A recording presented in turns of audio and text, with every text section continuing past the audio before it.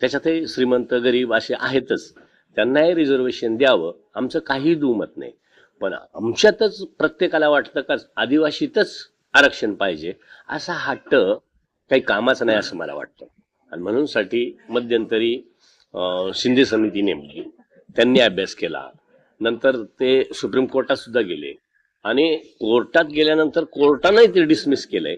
पुन्हा नव्यानं जर सुरू झालंय तर माझी एक शासनाला आणि मुख्यमंत्री महोदयांना एक विनंती आहे का जसं त्यांना बोलवलं जातं तर आमच्याशी ते आमचे लागेबंदे आहेत किंवा आमचे आहेत, तर मग आमचे म्हणायला आम्हाला सुद्धा तिथं बोलवलं पाहिजे असं आमचं मत आहे. म्हणून मी पुन्हा मुख्यमंत्री महोदयांना पुढच्या हप्त्यात वगैरे आमच्याही काही ज्या संघटना आहेत, समाजासाठी जे काही अगदी पूर्ण आयुष्य ज्यांनी खर्च केलंय त्या अशा लोकांना बोलवून